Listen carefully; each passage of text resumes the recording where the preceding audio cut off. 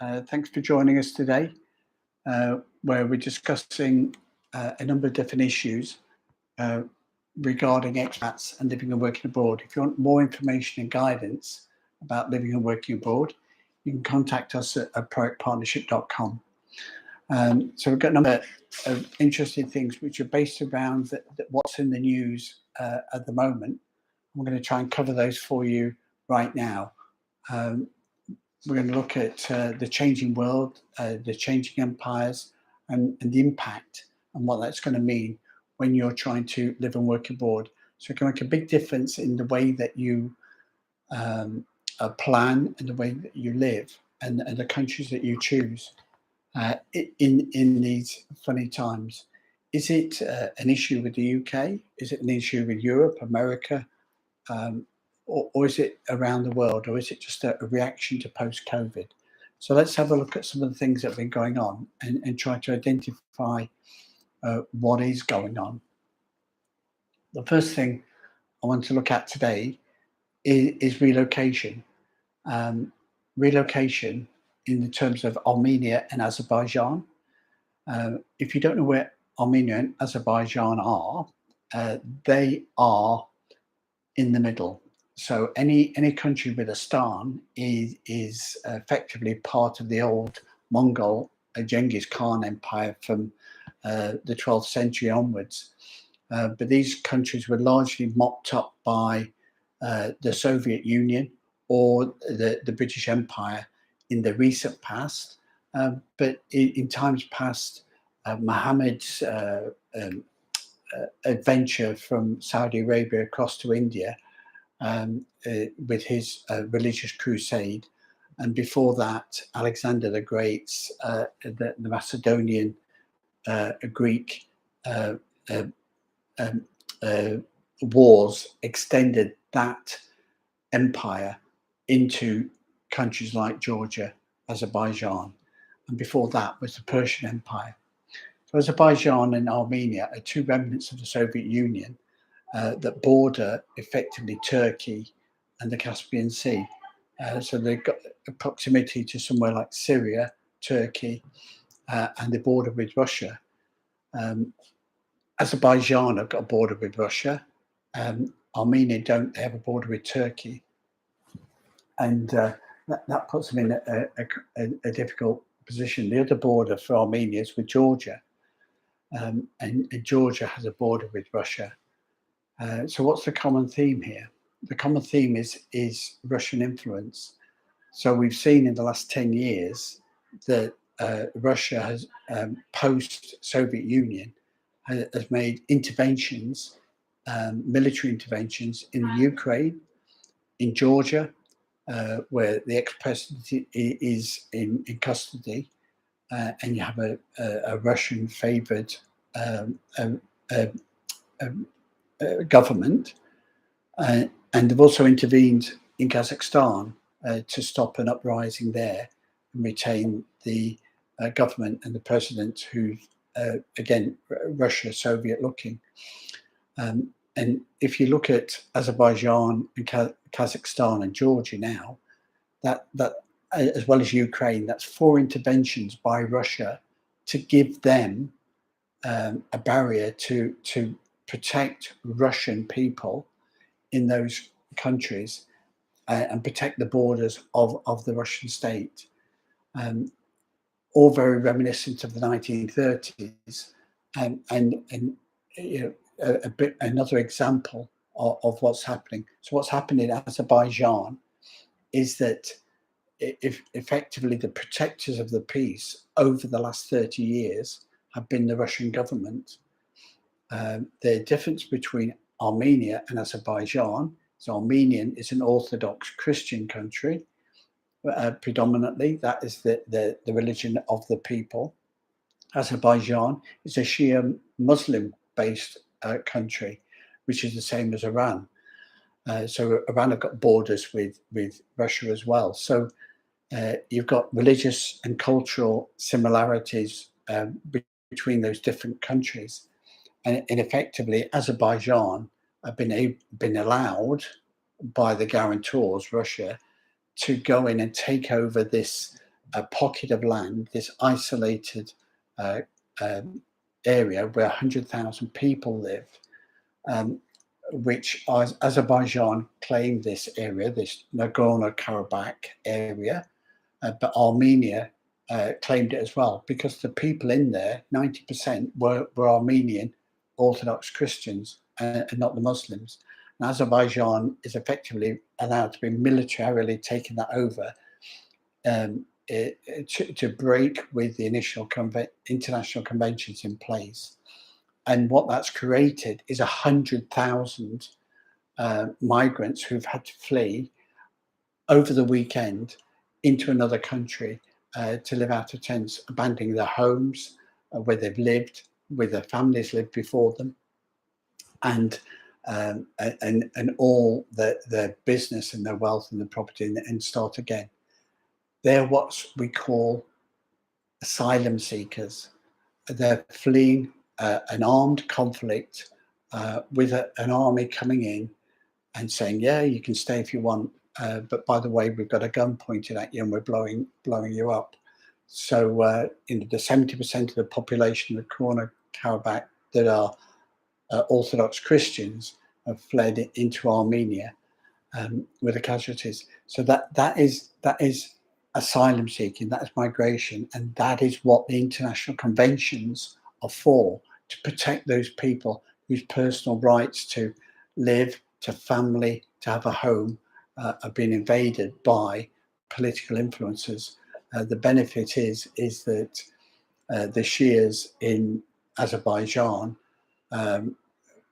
there's no indication of this is just my view, but that fits well with Iran, an ally of Russia, and Russia's borders are now protected a bit more with their influence in Kazakhstan, Azerbaijan, Georgia, and Belarus, while the ongoing conflict carries on in Ukraine.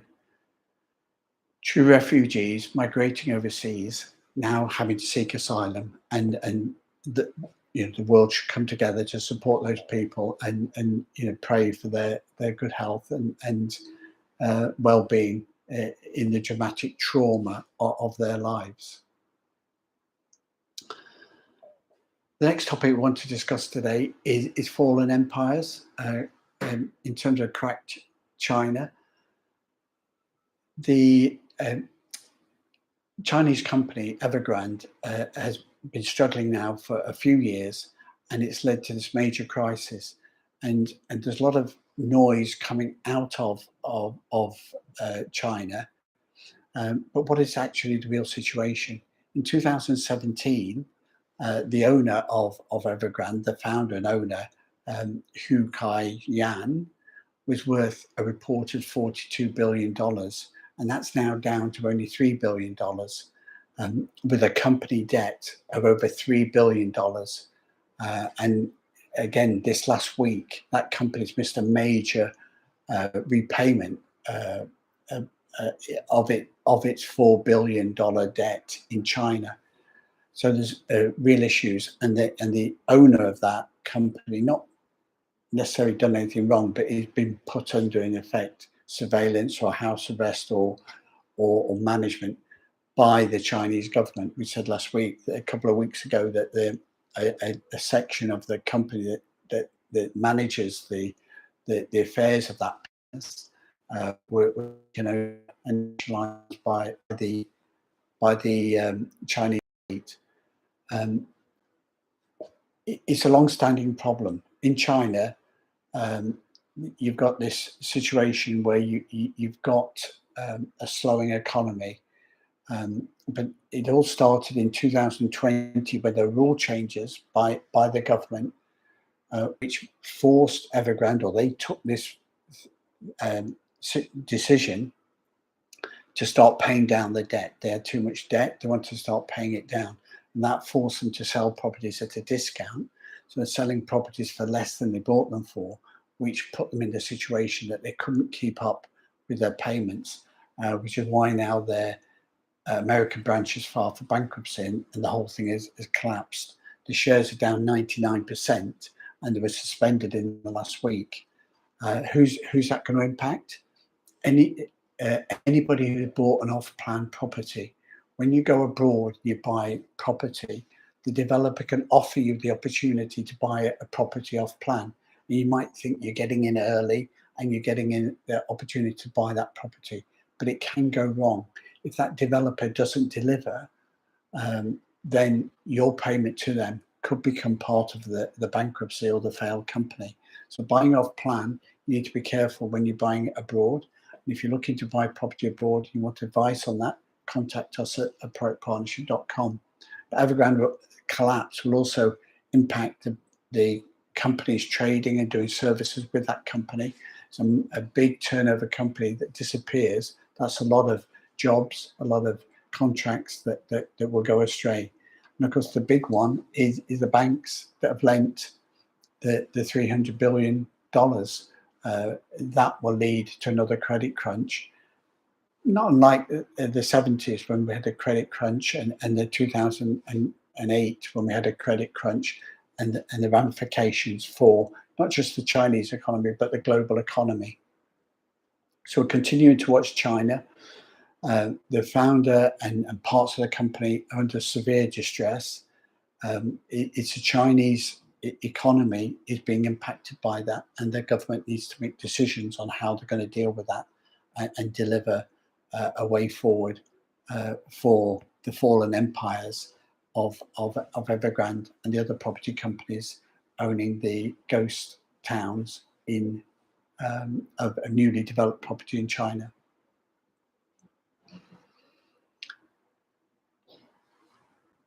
Let's look to building the future. For the last 20, 30 years, we've seen that China's been an emerging economy where it's created lots of work with output in houses that nobody's bought, but there's lots of development gone on in China of manufacturing capability and global trading, which have been strained over the last few years.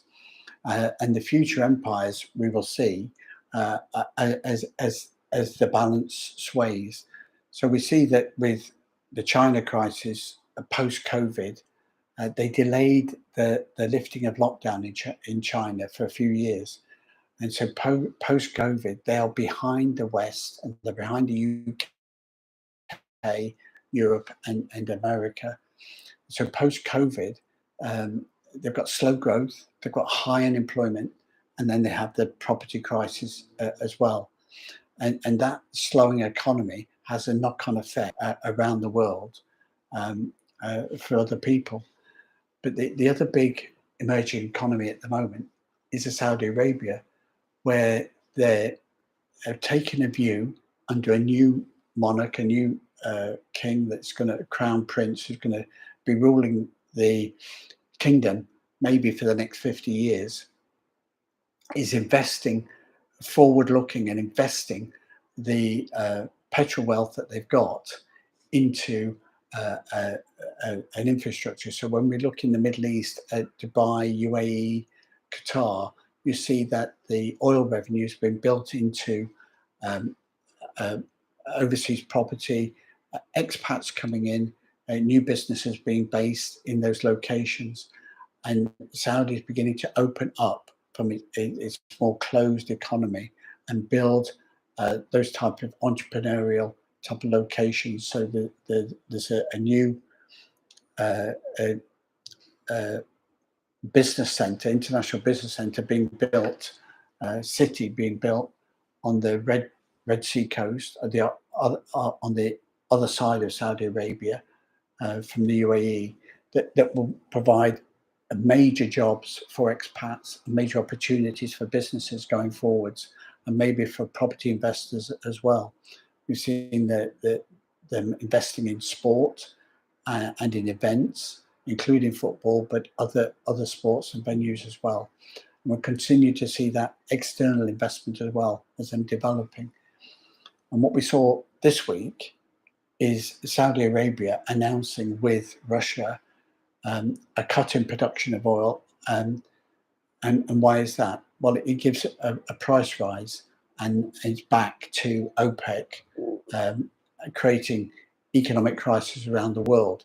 Back in the 70s, the economic crisis of the 70s was generated in part, to believe, by OPEC utilizing their economic ability to control the price of oil, raise it from very, very low levels to expensive levels, say from $2 a barrel to $100 a barrel, which gave them the revenue and the wealth that they've got today, but put a big impact on the cost of energy and fuel around the world. Russia, as a major oil producer still, despite its strained relationship with the world, will get a benefit from that increase in oil prices as well. And therefore, Saudi announcing another increase in oil prices, potentially exacerbating the situation of the demand, generates them the revenue for the investments they want to make for their post oil future and post carbon future. But meanwhile, will put stresses on the West and the economies that rely upon buying oil and fuel for the future. So have that in mind when you're thinking about where the future of the world is and where the jobs are when you're living and working abroad. And for help and guidance when relocating overseas or working remotely, contact us at ProACTpartnership.com. Nomad working is a weird and wonderful thing. And what everybody learned during the COVID period was that we could work remotely. We didn't have to necessarily work from an office because we've got a computer and that links to the interweb and that gives us access to everything. If only it was that simple. We see in ProACT where we got most of our people are working remotely, but we can get things done in a minute in the office that can take a week when you're communicating between different people and different resources, whether those clients, suppliers, or team members. But working remotely is something that everybody can do now. If you are in any type of job where you don't need to be in that office environment or that on that production line, working remotely is an option. So how can we think about that differently, and how can that develop differently? Traditionally, expats would live and work abroad and because their country, their company or their job or the business or their family lifestyle wants them to go and live in a new location. But now, with technology and with post-COVID changes of beliefs and systems and approaches, people are choosing to work remotely. When you work in the same jurisdiction, the same country as your employer, and let's be clear, you can be self-employed and employing yourself. You can have your own personal service company and employ yourself, or you can work for somebody else as an employee. So when I'm saying when you're working for an employer, any of those contexts, self-employed, personal service company, or an employee. So whatever those roles, as long as you're in the country in which the employer is based, then you can pay tax on a pay-as-you-earn basis. Income tax and social insurance is paid where you are. Within the Europe and America and the UK, there's an established social insurance system which doesn't exist in every other country, either for cultural reasons or just because the economy is not developed. Okay. But where there is a social insurance system, that gives extra restrictions on what an employer can do. And these are things that nomads need to consider. So a nomad can work remotely to do their job anywhere. They can live around the corner down the road. They can live in Cornwall and work in Birmingham, or they can live in Cyprus and work in London and work for a London business. So all those things are possible if you wish, but it depends on making that arrangement with your employer. The employer needs to be in the same location as the person doing the work. So if you're a sole trader and you relocate to another country, you need to get a resident permit, and then you need to get a sort of tax registration to be a sole trader in that country. And normally, as long as you've got the right credentials, depending on country by country, then you can make those arrangements, and that your employment might be the same work that we're doing in the UK as in Cyprus, or in Dubai that you're doing in the UK. Because you're a sole trader, then that work can carry on. Depending on the individual country, if you want to work in Saudi Arabia or Dubai, you need a work visa and a permit before you enter the country. But again, it's still the same principles, just done a slightly different way. Is that you need the job, the income, the home to get the resident permit or the visa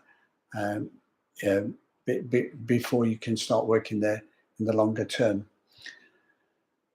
If your employer is in another jurisdiction, they need to create a branch in another in the country in which you want to work, or they can use an employer of record system, and that's just a way of allowing you to pay your tax and social insurance. If you're a nomad working abroad for more than 90 days for an employer, then you should be registered with a residency permit and a social insurance registration for the work you're going to do there. So if you're an employee, your company needs to have a branch or an employer of record in that local jurisdiction. If you're an self-employed, then you need to register for that work as a sole trader in that new country. And if you're working for your personal service company can stay in your home country, but you need to register as a contractor in the country in which you're resident. And then you become a remote resident. And that's based upon your days. So that all works really, really well. That's all very clear. But nomad working can actually go to the next level as well. And think about this. Why do you need to work in one place? So now we're seeing, reported in the news the last week, that cruise ships are offering cruises for nomad workers. So they're offering the facilities and the environment for them to take a transatlantic cruise and be working while they're on that cruise, so that they've got like-minded people around them.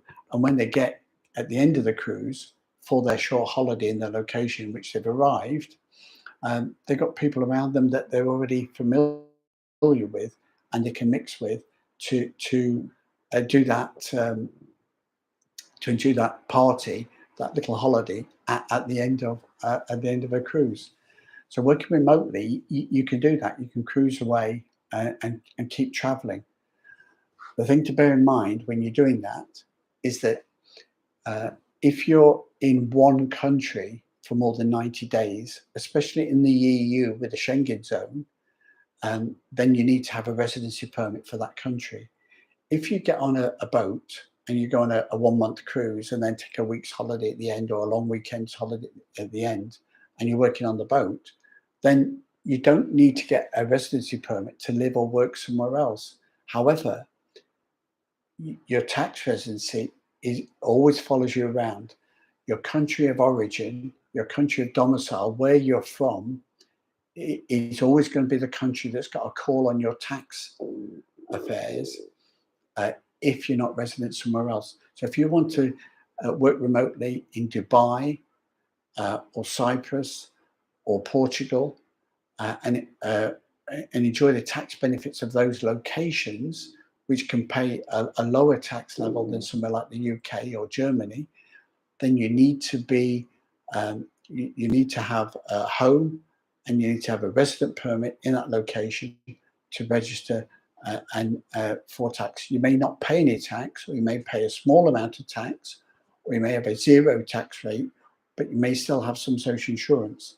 If you don't have a tax residency somewhere, then you'll be tax resident still in your home country.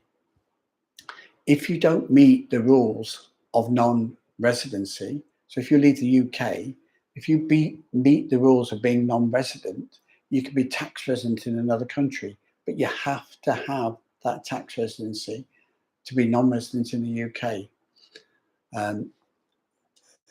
So nomad working around the world on a cruise can work. We've also seen that there's no reason why you can't retire and cruise around the world as well. So go from cruise to cruise. So don't buy a home, go and see the world by cruising around the world. Your tax residence won't change. It will remain in your home location, even if you're living off your savings and investments. You can only be a non-tax resident if you've got a tax residency in another location. Where is your home? Where's your economic interest? Where do you habitually stay? Those are the issues that are looked at when you're living and working abroad. For what help and guidance on getting your nomad tax status right and paying the right amount of tax so it doesn't come back to bite you at the end of the day, contact us at ProACT.com. There's a lot of negative press been going on in the UK this year about the state of the economy, not least because some questionable government and trite ideas and possibly same old. But the UK, like every other country around the world, is recovering post-COVID. We've seen in China that it's more upfront at the moment for the Chinese because they retained the lockdown for longer and much longer beyond the rest of the world. COVID is supposed to be going around again in 2023, but there isn't the will or the wealth for governments to consider another lockdown of that magnitude, whether it was right or wrong in the first place. But economies are recovering from the shock of the COVID lockdown still and moving forward. And we see that around the world, and it has all sorts of different ramifications. The economic slowdown in China is collapsing some of their biggest companies. It's creating these big ghost cities of empty properties where people are bought off plan and or they've been built on speculation using bank funds, and those capital assets have got questionable value now. We've seen that economic and political turmoil with Russia invading Ukraine and a new potential political world order being created from those political turmoils in the United States, where presidents have been taken to prison and their family have been taken to court, and ex and current, where the UK have had 3 prime ministers in a year until the establishment decide which one they prefer. And then we see that we've got the Russians invading or influencing or allowing changes to their client states around them. So lots of things are going on. And on top of all that, we've got the migrant crisis, where the young people of the world are looking for an opportunity to make their way in the world, literally, although illegally, using the asylum system. So there is a way forward. And then post-COVID, that involves more remote working.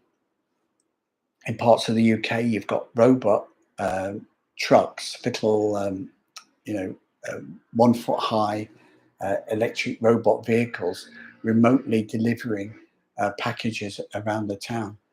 So they don't need the moped riders to deliver the food delivery-wise. You've got companies trying to work online, and that can work, but it's about managing the people and bringing them the synergies together to get that working. And do you do it on paper, or do you do it online? And does this software work with that device or another? So there's all those issues that are going on, where we see migration of people, or political turmoil, or productivity issues as well, that embedded within the state. We've got in the UK signed up to the Lisbon Treaty under the Tony Blair's Labour government and allowed uh, lower earning Europeans into the UK, which meant that employers didn't have to invest increasing productivity of their workforce. Therefore, wages didn't go up as much, and everybody ended up with a lower wage, employing more people from Europe.